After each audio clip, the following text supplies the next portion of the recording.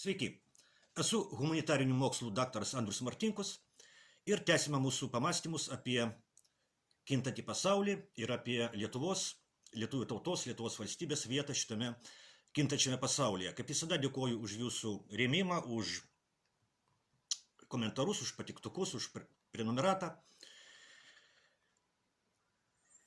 Kągi, šiemet spalio 13 dieną vyks rinkimai į Lietuvos Respublikos Seimą.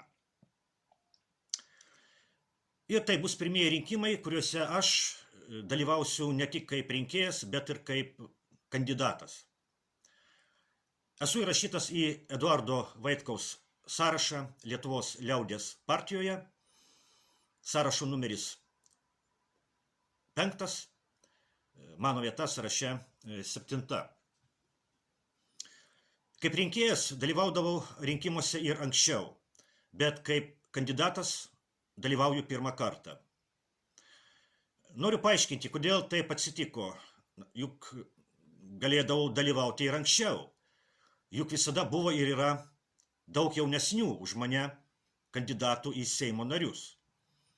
Kodėl kandidatuoju tik dabar, nugyvenęs daugiau kaip pusę gyvenimo? Atsakau.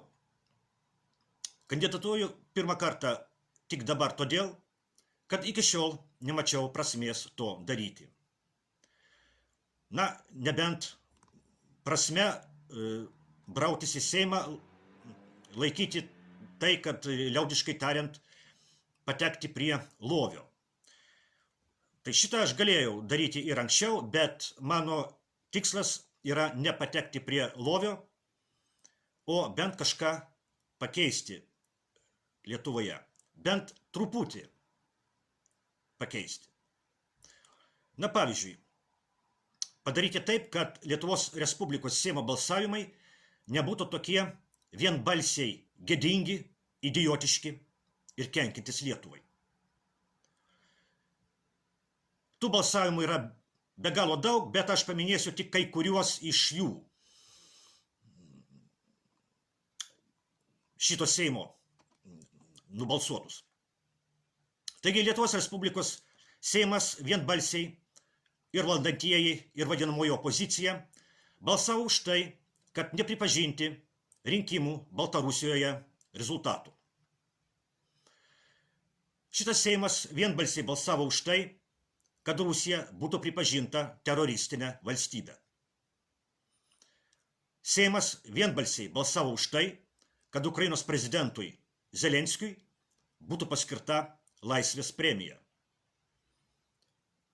Paskutinis toks vienbalsiai gėdingas balsavimas buvo balsavimas už išstojimą iš konvencijos draudžiančios kasetinius šaudmenis.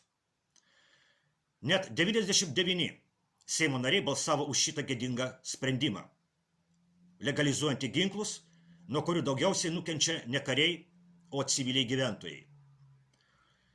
Tiesa, vienas Seimo narys balsavo prieš, dar 3 susilaikė. Jau 15 metų savo tekstuose rašau apie tai, kad neoliberalaus Lietuvos režimo vidaus ir užsienio politika yra antitautinė, antilietuviška, tarnaujanti ne Lietuvos nacionaliniams interesams. Geriausias to įrodymas yra lietuvių tautos nykimas Lietuvos valstybėje. Lietuvių tauta yra viena sparčiausiai nykstančių pasaulio tautų, tarp tų tautų, kurios turi jų vardais pavadintas valstybės. Demografinis lietuvių tautos nykimas Lietuvos valstybėje reiškia tai, kad Lietuvos neoliberalus režimas, Lietuvoje turintis landsbergizmo pavydalą, šitas režimas tarnauja ne lietuvių tautai, o aptarnauja lietuvių tautos nykimo vyksmą.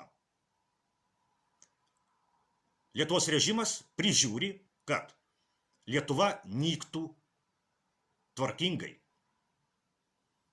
Arba galima pasakyti, kad Lietuvos režimas prižiūri, kad Lietuvos mirimo procesas vyktų sklandžiai.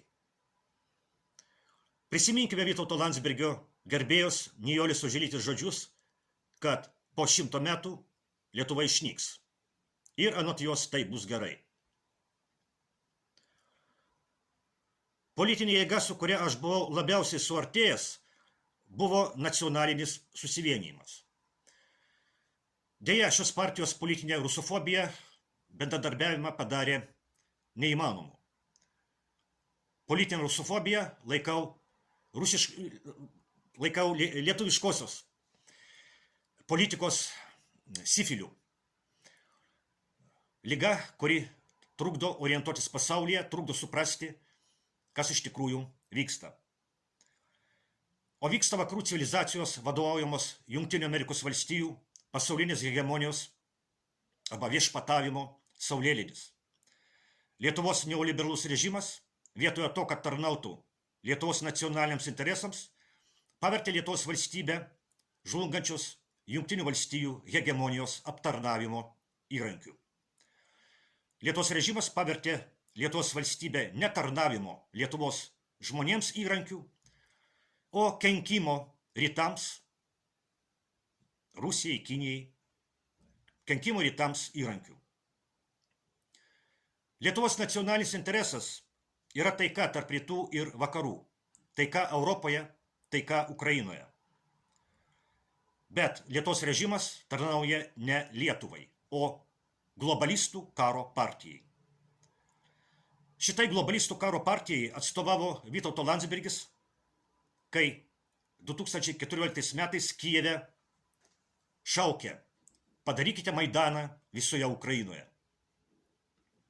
Šitai globalistų karo partijai atstovauja tie, kurie reikalauja tęsti karą Ukrainoje tol, kol Rusija bus nugalėta mūšio lauke. Ir štai, būdamas tokių pažiūrų, aš nemačiau Lietuvoje politinės jėgos, kurioje galėčiau prasmingai dalyvauti politikoje.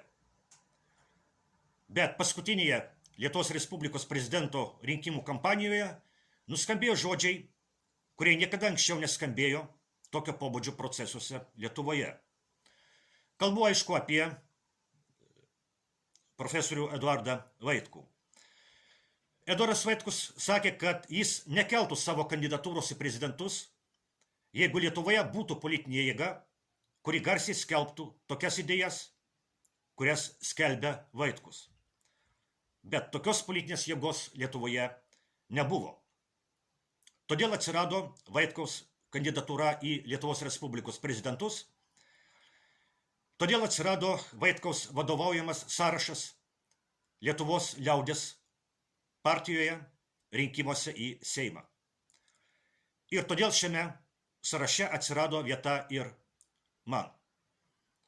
Būti šiame sąraše man yra prasminga. Būti šiame sąraše man reiškia galimybę pabandyti padaryti taip, kad Lietuvos Respublikos Seime būtų mažiau to gėdingo ir idiotiško vienbalsiškumo, kokį matome dabar. Jeigu jūs taip pat norite, kad Lietuvos Respublikos Seime būtų mažiau to gėdingo, idiotiško ir bailaus vienbalsiškumo, kviečiu balsuoti už Eduardo Vaitkaus sąrašą Lietuvos liaudės partijoje. Kągi, šiam kartui tiek ir tikiuosi greitai vėl susitiksime.